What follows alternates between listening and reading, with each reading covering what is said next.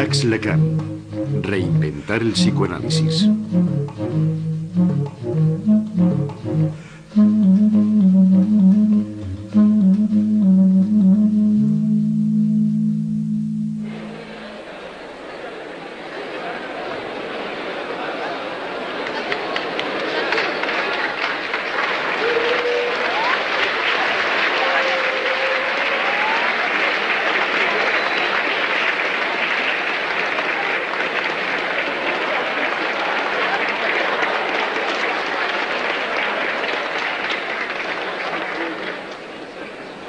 On entend?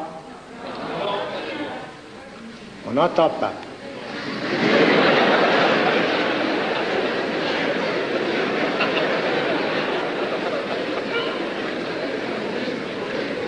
Et comme ça, entend-on? Ça va pas? Dites, ça va? Alors, la cravate, donc, était un obstacle. J'ai jamais la moindre intention de faire une conférence, mais j'ai un enseignement. J'ai fait ça pendant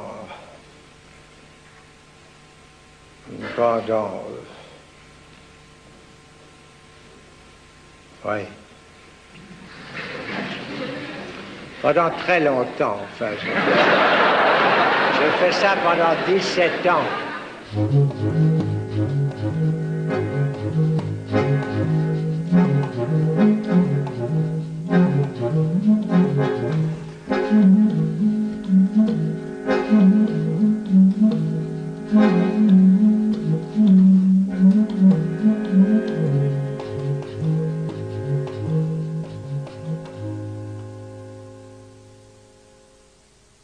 Freud pensaba que el psicoanálisis era una revolución del espíritu que debía sacudir la conciencia del mundo. Consideraba el inconsciente como un depósito de fuerzas de pulsión que se hallaban constreñidas en las profundidades biológicas del alma. Explorador del artificio de la palabra, Jacques Lacan fue el único heredero de Freud que abandonó este romanticismo de la ciencia procedente de Darwin para revelar el carácter subversivo del psicoanálisis. Lacan convierte el inconsciente en una estructura del lenguaje cuya lógica formal se desarrolla como una fuga de Bach o un poema de Mallarmé. Yo soy el único que ha leído a Freud, llegará a decir. On a eu la bonté de me présenter. Je vais entrer dans la difficile tâche de vous faire entendre ce soir, disons, quelque chose.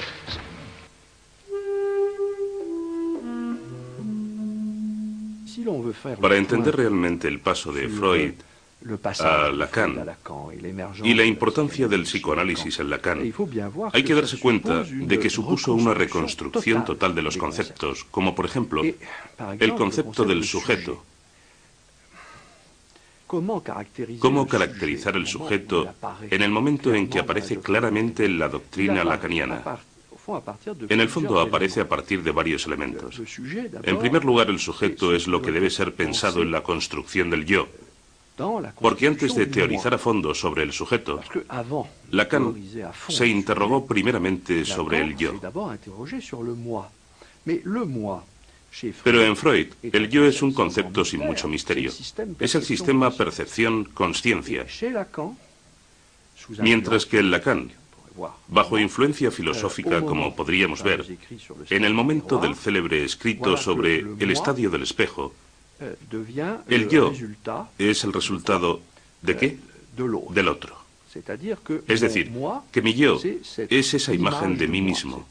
Es un yo especular que se refleja en el espejo del otro y que me es devuelto, por explicarlo de una manera sencilla. ¿Y a quién es devuelto? Pues a algo bastante enigmático que pronto se llamará el sujeto. De modo que el yo es esencialmente ilusorio o lugar de ilusión. Así es como Lacan enfoca el sujeto.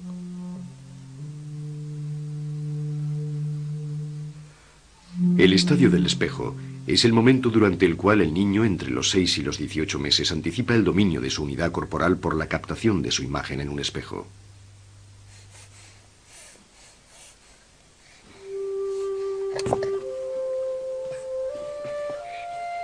En 1936, Lacan se inspira en la leyenda de Narciso, condenado por los dioses a ahogarse mientras contempla su propio reflejo.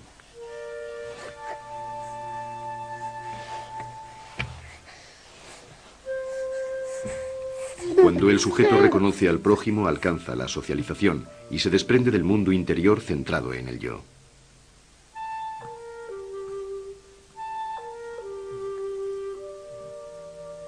Por el contrario, cuando retrocede hacia el narcisismo primario, se abandona un universo cerrado donde el otro no existe.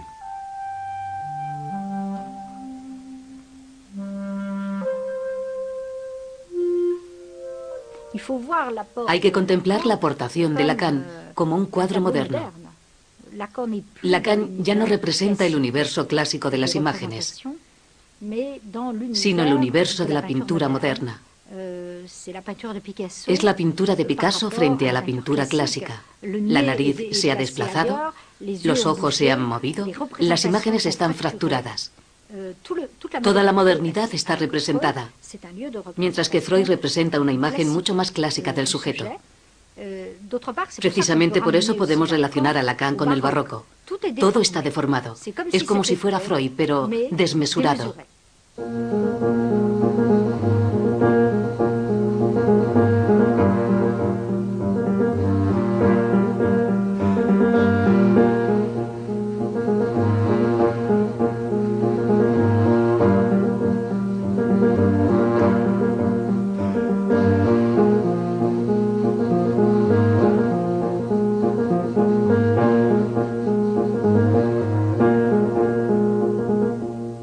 Nacido en París el 13 de abril de 1901 en el seno de una familia de vinagreros orleaneses, Jacques Lacan pertenecía a la media burguesía católica y bien pensante. Con su hermano pequeño Marc François, que se convertirá en monje de la orden de los benedictinos, mantuvo una relación privilegiada.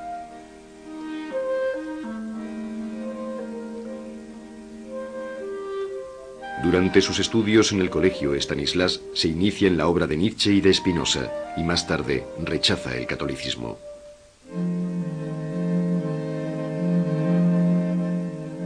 De aquellos años pasados en uniforme, guardará la íntima convicción de que las heridas psíquicas, más violentas, surgen siempre en el interior de colectividades aparentemente sometidas a la mayor normalidad.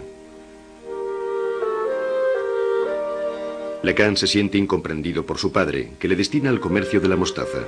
Así, entra en la modernidad del siglo XX por medio de una rebelión intelectual.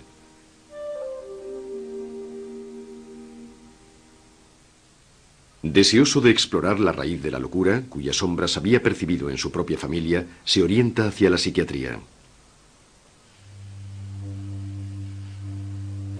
En el hospital de Saint-Anne se enfrenta al sufrimiento de un asilo y se apasiona por la paranoia, una forma de locura tan coherente que Freud la comparaba con un sistema filosófico. Lacan hace de la paranoia un modo de razonamiento lógico inscrito en el corazón de la personalidad humana. Naturalmente podríamos preguntarnos por el propio tema de la paranoia.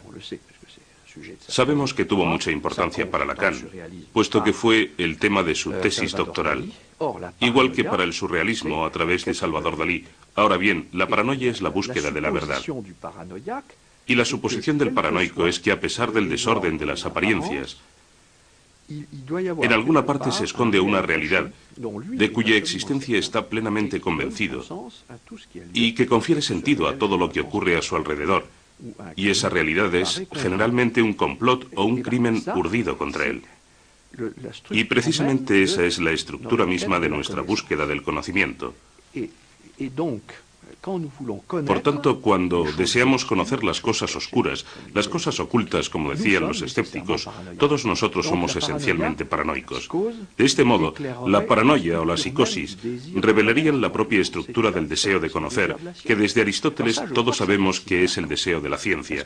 Y yo creo que eso fascinaba a Lacan, porque eso significa que el fondo del espíritu es delirio, y si el fondo del espíritu es delirio, La verdad se halla al final de esa búsqueda delirante.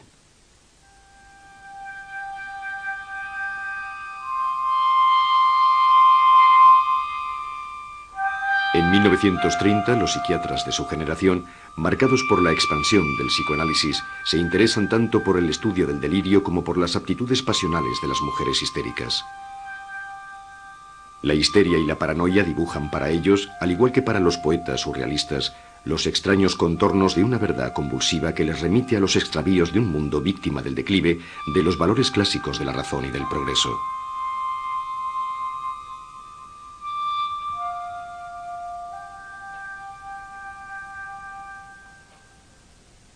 En 1932, Lacan publica su tesis de medicina dedicada al estudio de un caso de paranoia femenina.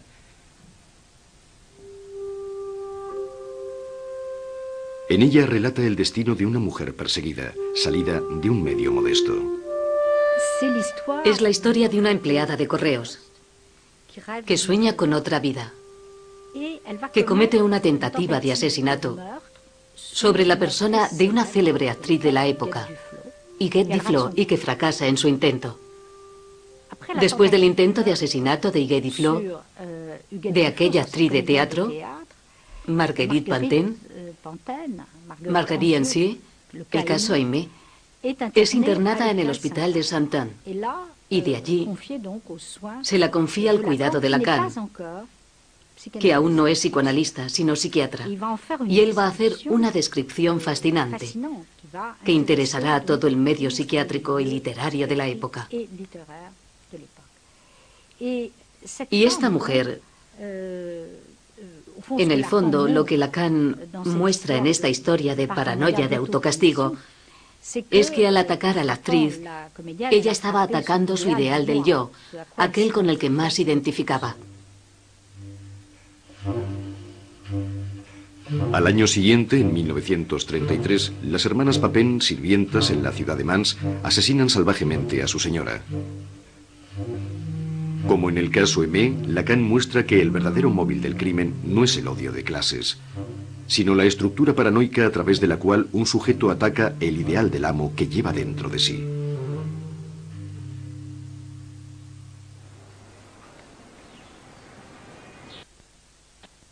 Todo se llenadas. Según Lacan, esta locura femenina se asemeja a un teatro de la crueldad surgido de un tiempo inmemorial.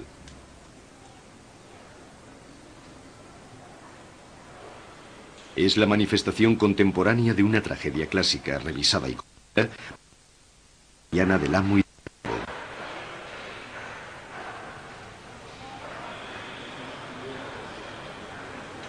a partir de 1934, Lacan asiste al seminario de Alexandre Kolleve sobre la fenomenología del espíritu de Hegel, aparecida en 1807 y aún no traducida al francés. De origen ruso, Kolleve ofrece a sus oyentes un comentario perspicaz del texto de Hegel, apoyándose en ejemplos concretos sacados de la historia política del momento. Georges Bataille y Raymond Queneau son adeptos a esta enseñanza oral de la que Lacan imitará el estilo. Lo que al parecer Lacan retiene de las lecciones de Kolleve es la insistencia con la que es el sistema hegeliano en función de la dialéctica entre amo y esclavo. Y la dialéctica entre amo y esclavo, que tiene a su vez su origen en la lucha a muerte de las conciencias, permitió a Lacan concebir el sujeto y que el sujeto se haya dividido. Y efectivamente, por exponerlo de una manera muy esquemática, el genio hegeliano consistió en descubrir que cuando intento tomar conciencia de mí mismo, es decir, de mi existencia, me veo obligado a solicitar el reconocimiento de dicha existencia al otro. Y como consecuencia, el otro se convierte en el amo de mi propio ser. Lacan llevó hasta el extremo la lógica hegeliana, según la cual mi discurso tiene su causa en el otro, y lo toma al pie de la letra. Pues bien, ya que la causa de mi discurso es siempre el otro, existe un lugar del otro, un verdadero lugar del otro, que es precisamente ese tesoro de significantes donde en cierta manera se constituye para mí la lengua. La lengua es real, pero viene a estructurarse en ese lugar del otro. Y eso es lo que me proporciona los fragmentos del discurso que voy a articular. Y por otro lado, el lugar del otro es al mismo tiempo el lugar donde se organiza la estructura misma de mi deseo.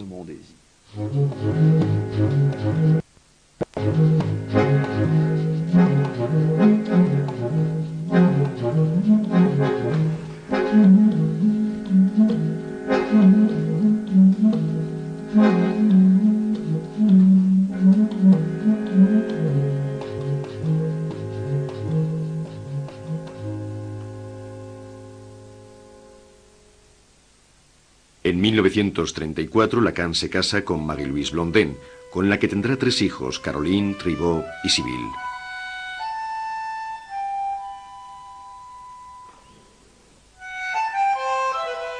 Tres años después de su matrimonio se enamora de la actriz Sylvia Bataille, cuya familia de origen judío ha emigrado desde Rumanía. En aquella época estaba separada del escritor Jacques Bataille, del que aún era esposa legítima, y con el que tuvo su primera hija, Laurence, que más tarde se hará psicoanalista. Durante la ocupación, refugiada en zona libre, Sylvia tendrá con Lacan una segunda hija, Judith, nacida en 1941. Finalizada la guerra, Lacan se casa con Sylvia, pero con el acuerdo de Marie-Louise oculta a los hijos de su primer matrimonio la existencia de su segundo hogar.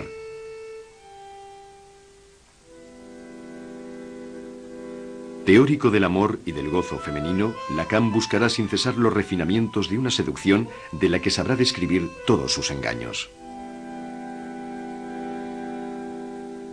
Le réel pour l'être parlant, c'est qu'il se perd quelque part. Et où? C'est là que Freud a mis l'accent, il se perd dans le rapport sexuel. Il est absolument fabuleux que personne n'ait articulé ça avant Freud, alors que c'est la vie même des êtres parlants. Qu'on se perde dans le rapport sexuel, c'est évident, c'est massif, c'est là depuis toujours, et après tout, jusqu'à un certain point, on pourrait dire que ça ne fait que continuer. Si Freud a centré les choses sur la sexualité, c'est dans la mesure où dans la sexualité, l'être parlant bafouille.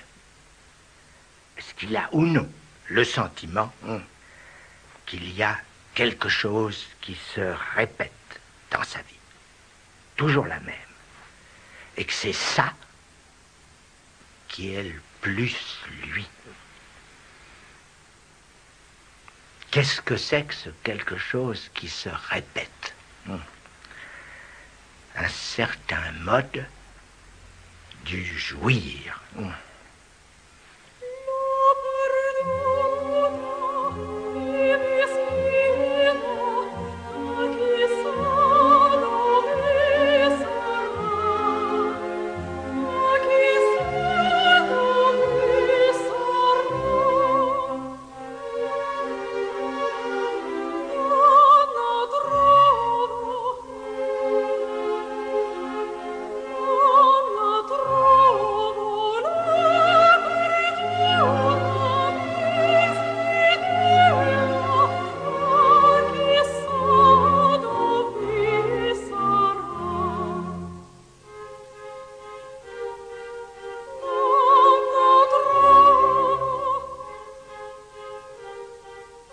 La mujer no existe. El amor es dar lo que no tenemos a alguien que no lo quiere. El deseo del hombre es el deseo del otro. Lacan tenía el arte de inventar sentencias y expresarlas con sentido del humor.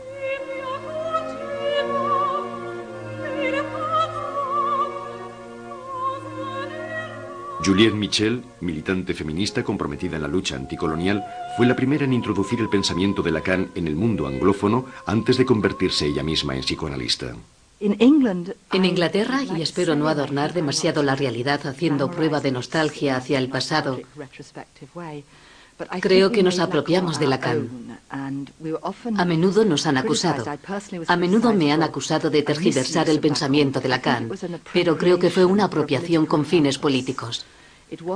No es que fuéramos demasiado estúpidos para entender sus sutilezas.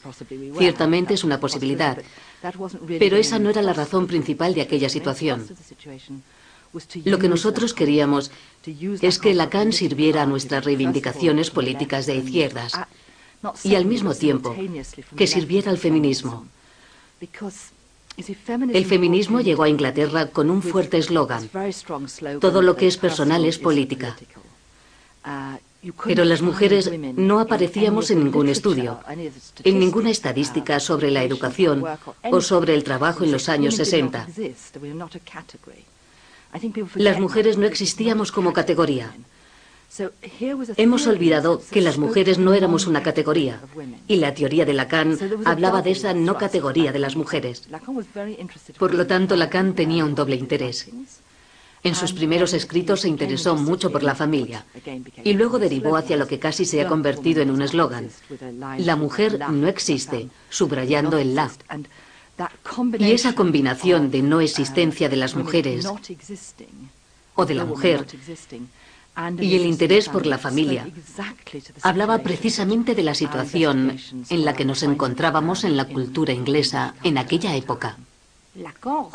Lacan destaca algo específico de la mujer, de las mujeres, del gozo femenino, de la sexualidad femenina, pero sin convertirlo en algo natural, sin introducir el concepto de naturalidad en ese tema.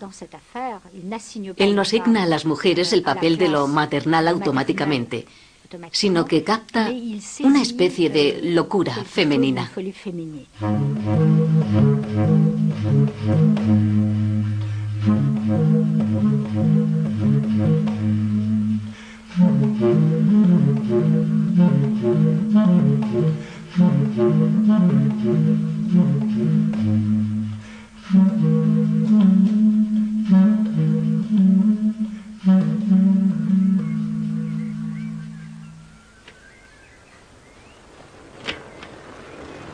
La tradición de la presentación de enfermos, heredada de la medicina hospitalaria, consistía en exhibir a un paciente ante un auditorio de facultativos o de estudiantes para que éstos le hicieran unas preguntas cuya significación profunda se suponía que se le escapaba. Los actores de este ritual, entrenados a través de años de encierro, manifestaban en realidad todos los síntomas que los directores del asilo esperaban de ellos. Lacan rompe esta clínica de la mirada para dar la palabra a los enfermos.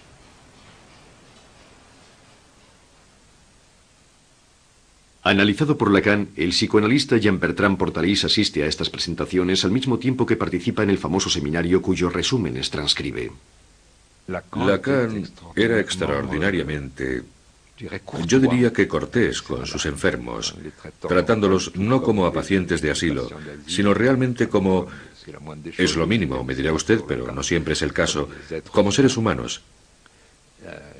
Y poco a poco les empujaba, creando una auténtica atmósfera de confianza, a que se expresaran con plena libertad. Por contar una anécdota bastante jugosa, recuerdo que una vez había una mujer paranoica que se quejaba de que la seguían por todas partes. Me siguen, me siguen, me siguen, me siguen. Y Lacan, al acabar, le dijo: no se preocupe, querida señora, porque decía querida señora. Voy a buscar a alguien para que la siga, refiriéndose a un médico que siguiera su caso y la tratara.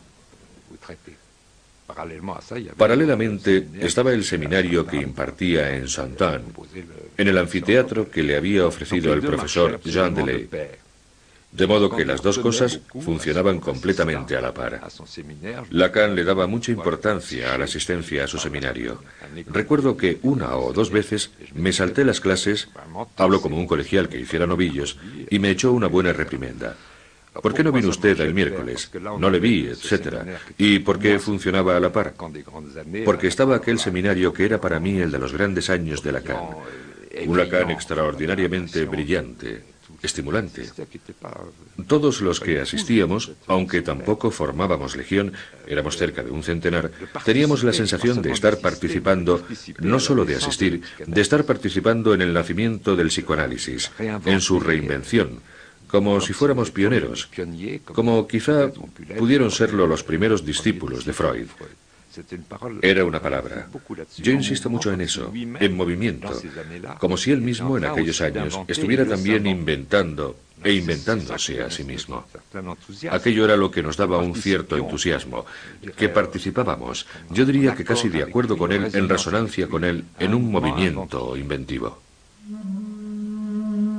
Después de la Segunda Guerra Mundial, sin renunciar a la herencia de la filosofía alemana, Lacan se vuelve hacia el estudio de las estructuras simbólicas de la subjetividad. Apoyándose en los trabajos del antropólogo Jean-Claude Lévi-Strauss y del lingüista Roman Jakobson, hace del inconsciente el lugar de una cadena de significantes. Lévi-Strauss tuvo una importancia considerable en sus trabajos. ¿Por qué? Porque el problema que resolvió en cierto modo Lévi-Strauss con las estructuras elementales del parentesco fue mostrar que la prohibición del incesto, es decir, ese corte, esa obediencia a la ley de lo simbólico, en el fondo representa el paso de la naturaleza a la cultura. En otras palabras, el hombre no se prohíbe el incesto porque le horrorice, sino porque desea el incesto. Eso ya lo había señalado Freud. Pero Lévi-Strauss muestra que es algo estructural de las relaciones de parentesco. De ese modo, pasamos a la organización estructural de las relaciones de parentesco, que determina las estructuras simbólicas de la sociedad. Y estas estructuras simbólicas están dominadas por unas reglas, que son las reglas del lenguaje. ¿Qué es la cadena significante? La cadena significante es la estructura básica del inconsciente, es decir, del lenguaje del discurso, tal como lo crea el sujeto humano, puesto que los hombres se definen por el habla. ¿Por qué hablamos de cadena significante? El concepto procede naturalmente de la lingüística de Ferdinand de Saussure y de lo que conocía de Jacobson, etc. Pero quiere decir que cuando hablamos, movilizamos en un orden totalmente aleatorio estructuras, es decir, diferencias. El lenguaje está marcado por diferencias, diferencias de fonemas, diferencias de palabras, y estas diferencias se articulan siguiendo una lógica. Y Lacan habla de una cadena porque los significantes se encadenan según una lógica, y la cura analítica debe encaminarse a poner de manifiesto esa lógica que es común a todo sujeto. Pero esa cadena no se cierra, o más bien, se cierra en un final ausente. Es directamente infinita. No se cierra como una pulsera. Es como una pulsera cuyo cierre hubiese saltado. Y ese punto donde salta es, según Lacan, la causa de todo. Como decía Lenin, con quien se relacionaba en otro tiempo Lacan, una cadena es tan fuerte como la fuerza de su eslabón más fuerte, que su eslabón más débil. Un interesante lapsus. Pues bien, el eslabón más débil es el que da su coherencia a la cadena, y al mismo tiempo, el que llegado el caso la hace saltar. Y ese eslabón es el objeto del deseo al que llamará el objeto petit a. Petit a porque es otro, siempre es otro del que creemos, de modo que es radicalmente otro. Y hasta tal punto es otro que no podemos representárnoslo. Ce que l'expérience nous montre, c'est que cet un langage dont j'ai parlé et qui est ce dans quoi vous avez tous cru et grandi, que vous avez reçu chacun, disons le mot dans votre famille, n'est-ce pas, n'est pas là quelque chose qui vous a été transmis sans vous véhiculer en même temps toute une réalité frémissante et vacillante, enfin, qui est faite du désir de vos parents. C'est pour autant que dans la formation de chacun, cette incidence par la mère, enfin par la langue maternelle, enfin par ce quelque chose qui est à la fois au principe que c'est vers là que se tourne l'amour.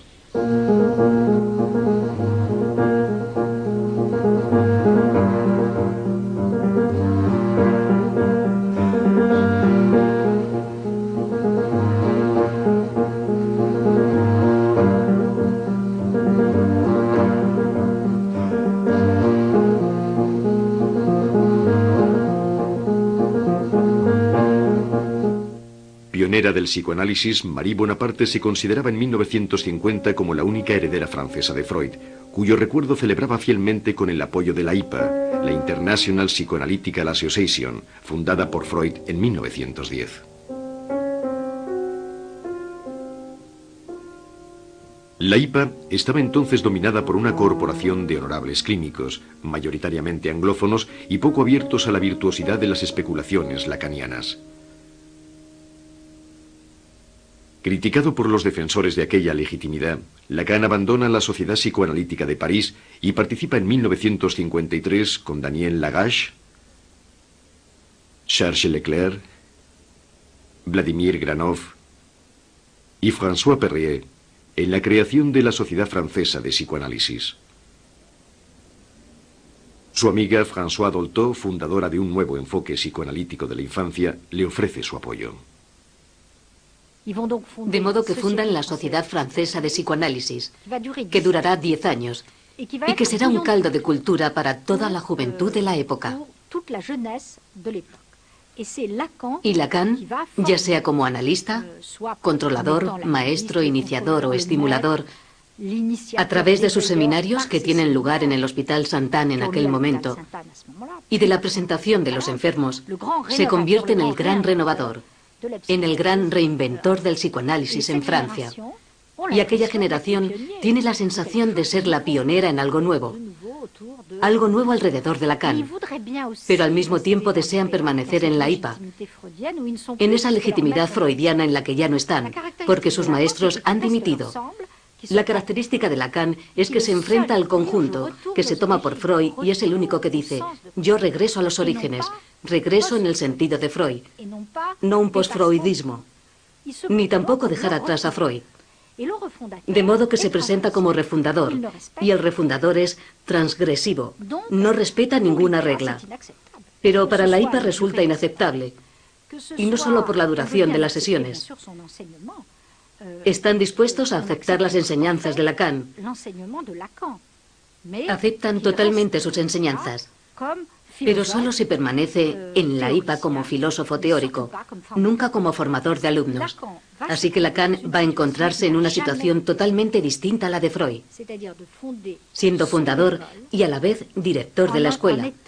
Es decir, que Lacan, al fundar la Escuela Freudiana de París en 1964, va a ejercer funciones que Freud nunca ejerció. Será a la vez cabeza pensante, analista y jefe político de su escuela. Es decir, que acumula todas las funciones, mientras que Freud había delegado el poder, digamos político, a sus discípulos. Fundo, solo como lo he estado siempre, en mi relación con la causa psicoanalítica, la Escuela Francesa de Psicoanálisis, cuya dirección asumiré personalmente durante los próximos 4 años, pues nada me impide responder de ello en el momento presente. Única en su género, la aventura de la Escuela Freudiana de París acabará 16 años más tarde, en 1980. Gracias a ella, Lacan pudo situar el deseo de ser analista en el corazón mismo de la formación de futuros didactas. L'inconscient reste le cœur de l'être pour les uns, et d'autres croiront me suivre à en faire l'autre de la réalité. La seule façon de s'en sortir, c'est de poser qu'il est le réel, ce qui ne veut dire aucune réalité. Le réel en tant qu'impossible à dire, c'est-à-dire en tant que le réel c'est l'impossible, tout simplement. La verdad es que me produce un efecto curioso, casi una extrañeza inquietante, porque estoy oyendo la voz de Lacan y al mismo tiempo le he imitado tantas veces, ya lo ve, transferencia, no muerte, que no sé muy bien si es a mí a quien escucho o a él. Es él en toda su extensión, con ese suspense del que hablaba hace un rato, con esa fórmula definitiva y sin embargo totalmente enigmática. Lo real es lo imposible es lo real, en tanto que se siente uno un poco perdido y te dices, puede que sea genial o puede que sea yo que no entiendo nada. Me recuerdo lo que dijo Lacan al comenzar un seminario con gente como Merleau-Ponty, Hippolyte, Monet, Ricoeur, muchos otros. Todavía me parece estar escuchándole mientras decía, quizá no dirigiéndose a ellos, sino al auditorio en general. Pero bueno, ¿van a abrir de una vez sus entendederas?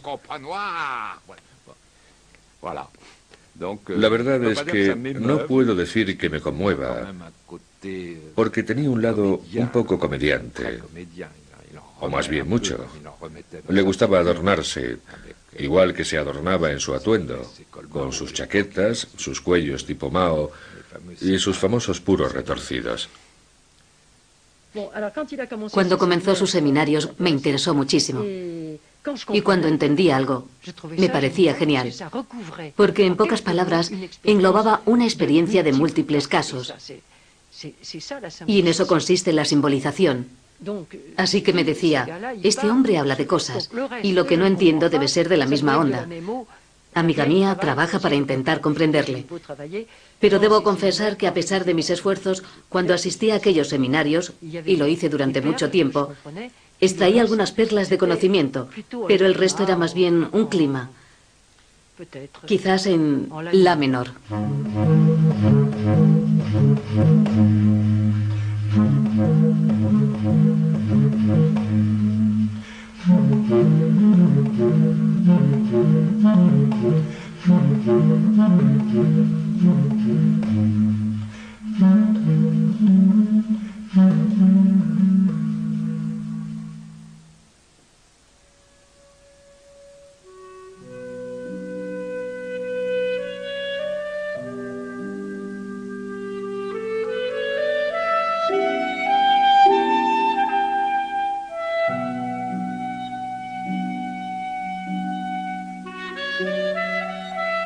Fue en Roma, en 1953, en esta ciudad que ama apasionadamente, hasta el punto de regresar a ella sin cesar, donde Lacan definió los 3 términos principales de su enseñanza durante un discurso dirigido a los miembros de la Sociedad Francesa de Psicoanálisis. Le symbolique, l'imaginaire et le réel. Les 3 registres par lesquels j'ai introduit un enseignement qui ne prétend pas innover, mais rétablir quelque rigueur dans l'expérience de la psychanalyse, les voilà, jouant à l'état pur dans leur rapport le plus simple. Los 3 registros, por medio de los cuales Lacan quiere restablecer la dignidad del psicoanálisis. 3 registros que están anudados entre sí. Eso es lo que él quiere decir. 3 conceptos fundamentales en el sentido de la más antigua tradición filosófica. El platonismo, el aristotelismo y el estoicismo tenían conceptos fundamentales. Es impresionante escuchar esa pretensión en la fundación. Y lo real es lo que permite anudarse a lo simbólico y a lo imaginario, y anudarse a sí mismo a los demás. De modo que si separamos unos de otros los 3 términos, la estructura fundamental del ser se derrumba. ¿Qué es lo imaginario para Lacan? Es el lugar de las ilusiones del yo. Pero cuidado, esas ilusiones existen, forman parte de nuestro psiquismo.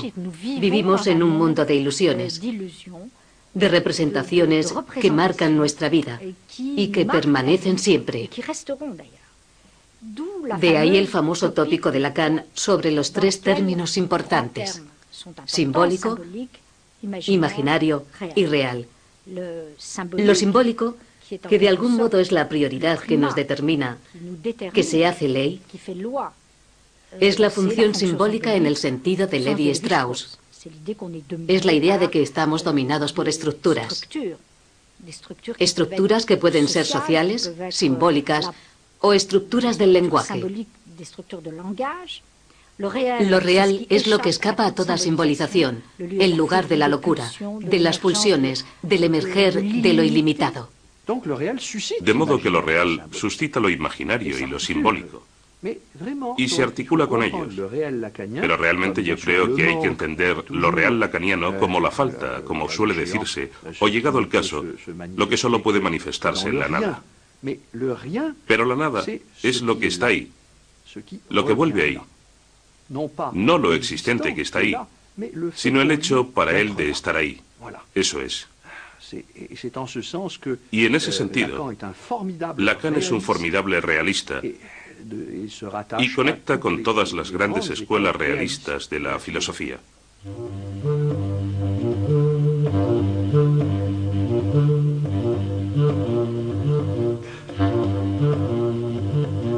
En 1963, el filósofo Louis Althusser invita a Lacan a la Escuela Normal Superior. Embarcado él mismo en una lectura estructural de la obra de Marx, que trata de desligar el comunismo de su derivación staliniana, le ofrece un brillante auditorio de jóvenes alumnos en busca de una revolución cultural que tiene a China como horizonte. Entre ellos, Jacques Miller, que se entrega con entusiasmo al servicio de los textos lacanianos. Más tarde se casará con Judith y se convertirá en el redactor de los seminarios de su suegro.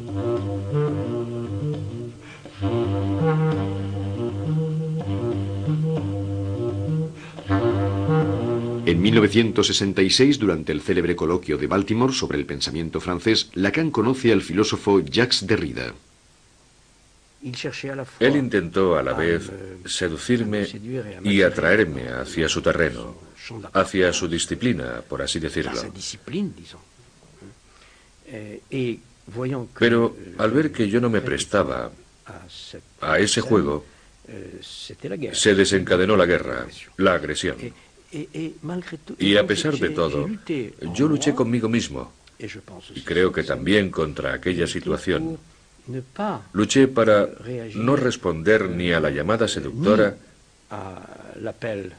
ni a la agresión. Creo que nunca lo hice.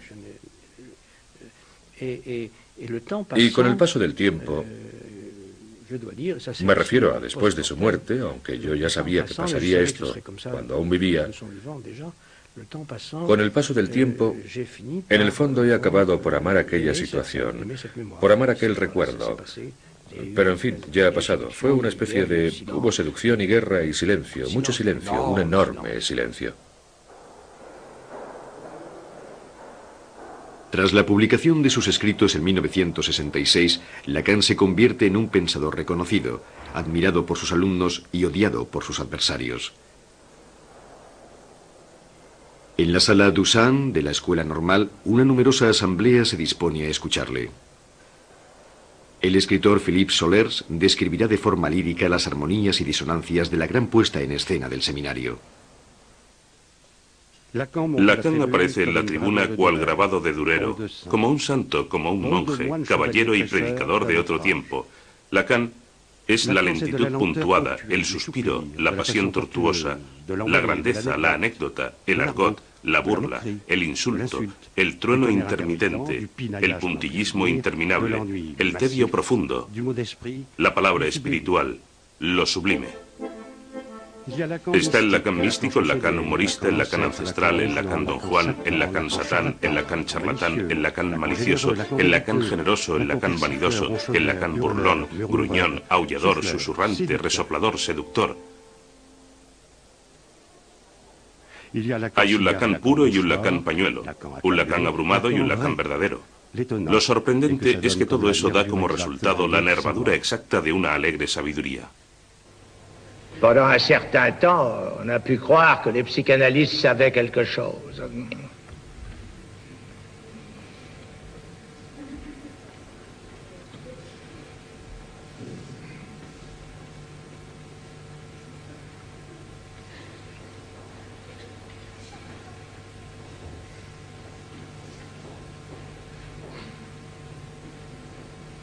Mais ça n'est plus très répandu.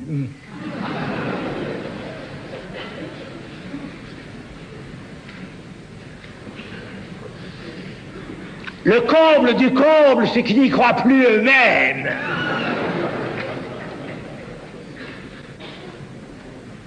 En quoi ils ont tort?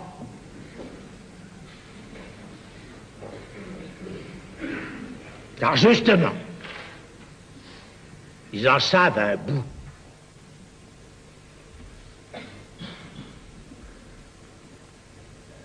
se moquent exactement comme pour l'inconscient, dont c'est la véritable définition. Ils ne savent pas qu'ils le savent.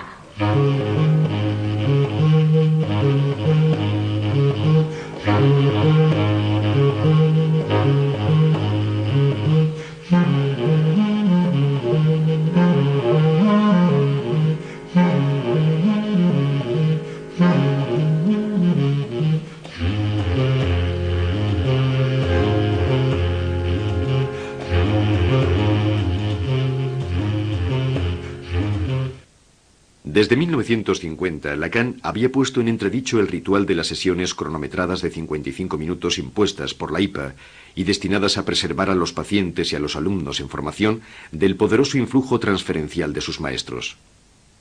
Lacan pulveriza esa regla. Inventa la sesión de duración variable que lleva al analista a intervenir en la cura por medio de cesuras o de interpretaciones, con el fin de que el paciente explore más rápidamente sus fantasmas inconscientes y pierda menos tiempo en enunciar palabras vacías.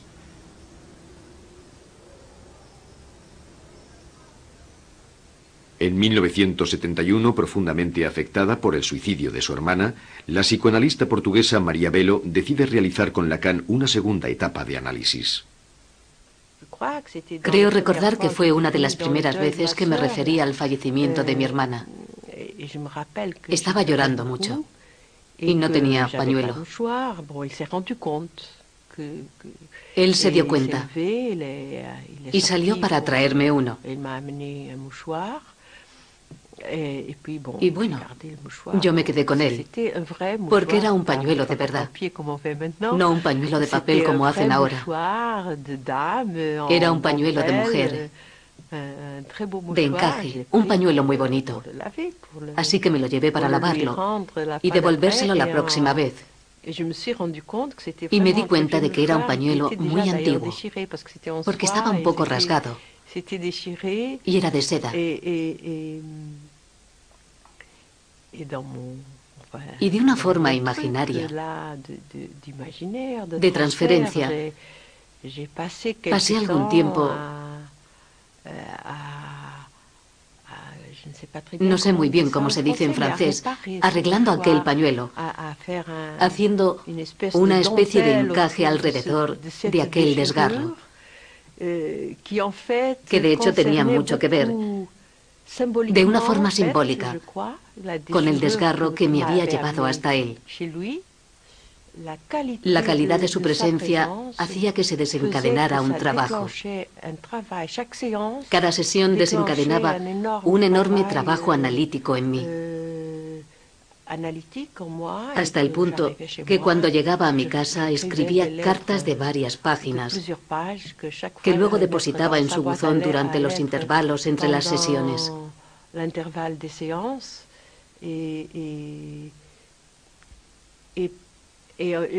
Creo que todo lo que había hecho hasta entonces, pues ya había hecho algunos años de análisis, que todos aquellos años habían sido como una preparación para lo que iba a desencadenarse en aquel momento.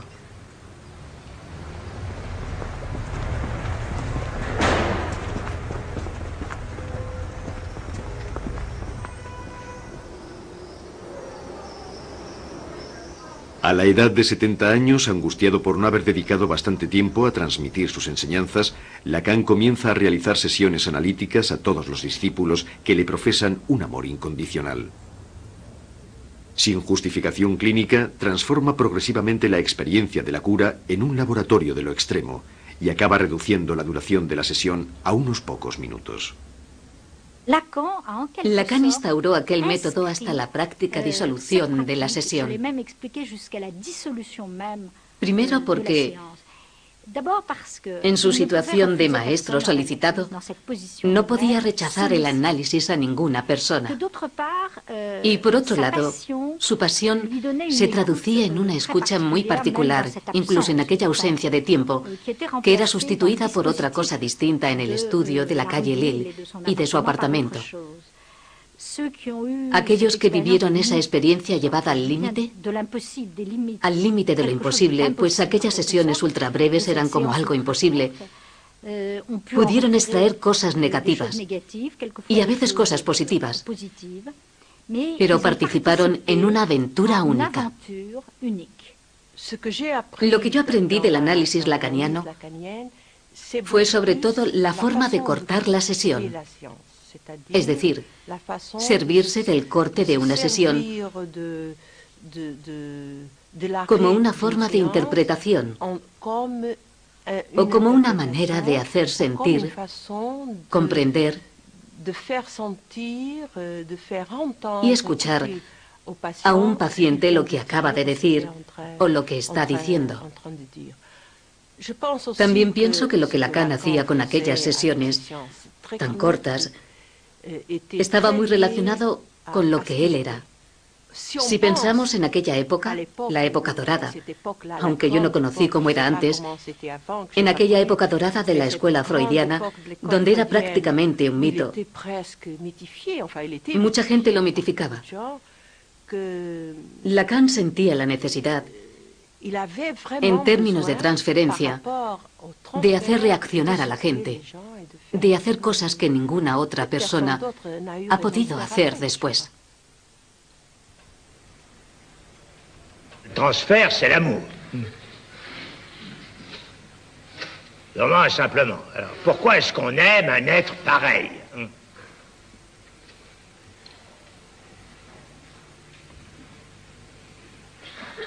Je laisse pour l'instant la question en suspens. J'en ai donné une formule, et c'est à propos du transfert que j'ai parlé dans des termes qui sont pleins de pièges. Comme d'habitude. Comme dans tout ce que je dis, bien sûr. Pourquoi dirais-je autre chose que ce dont il s'agit, justement, dans ce qu'il en est de l'inconscient?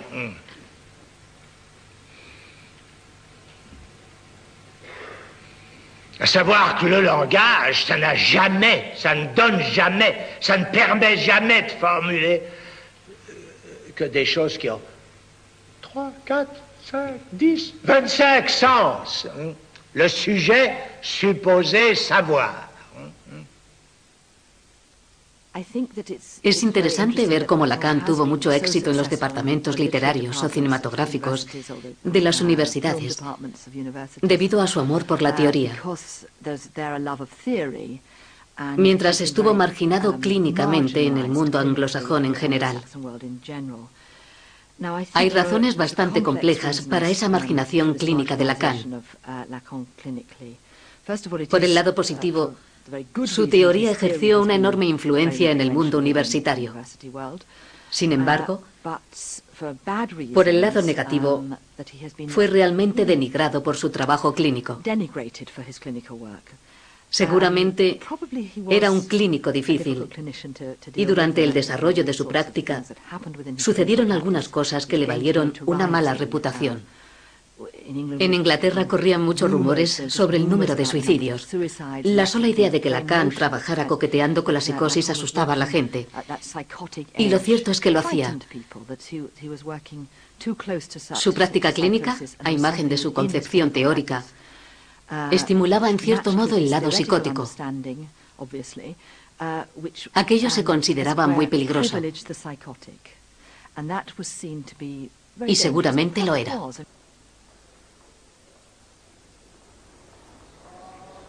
Contrariamente a otros clínicos, Lacan siempre había aceptado analizar a pacientes psicóticos o suicidas. Y a veces no conseguía evitar el paso a los hechos.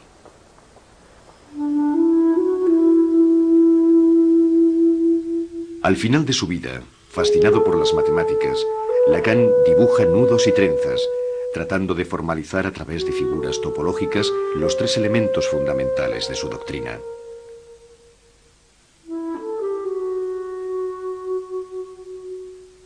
Víctima de problemas cerebrales, Lacan va perdiendo progresivamente la palabra delante de los oyentes de su seminario.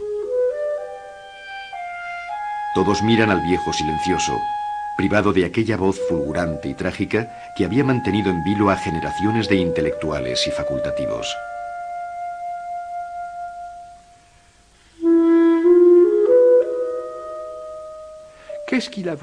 ¿Qué pretendió hacer en aquella última etapa? ¿Qué pretendía?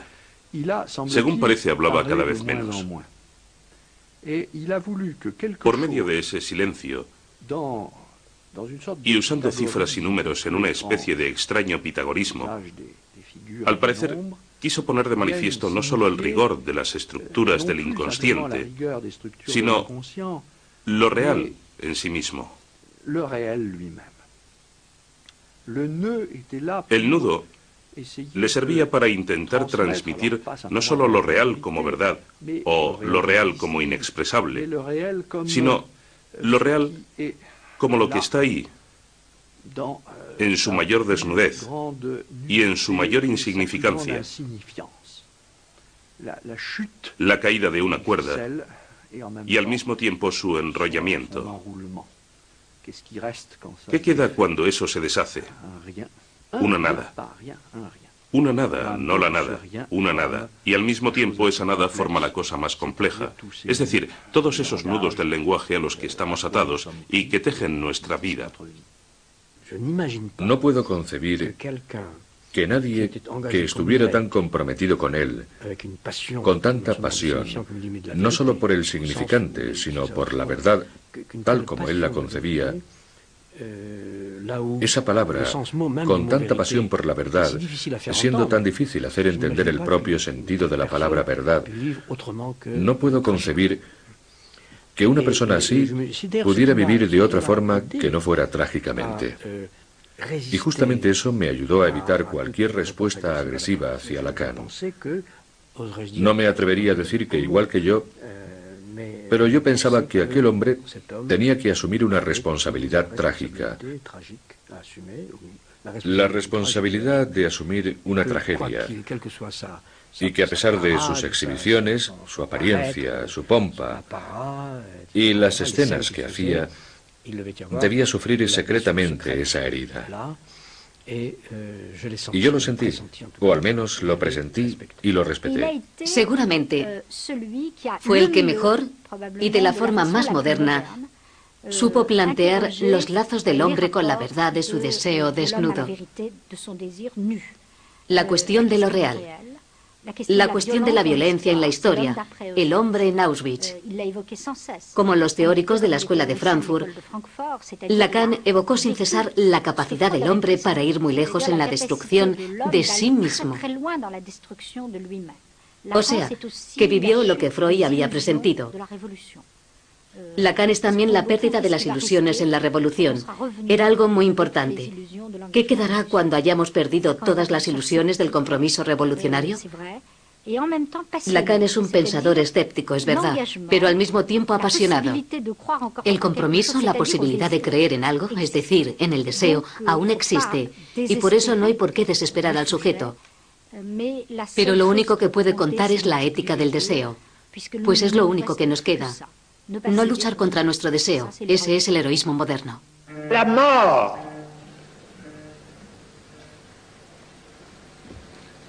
est du domaine de la foi. Vous avez bien raison de croire que vous allez mourir, bien sûr.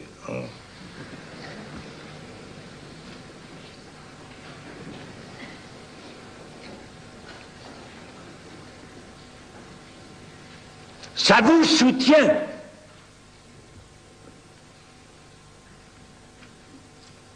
Si vous n'y croyez pas, est-ce que vous pourriez supporter la vie que vous avez?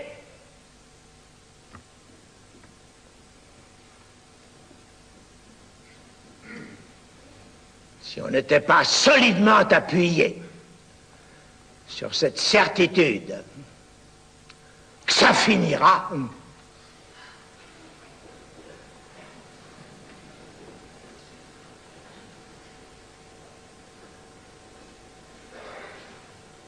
Comment est-ce que vous pourriez supporter cette histoire?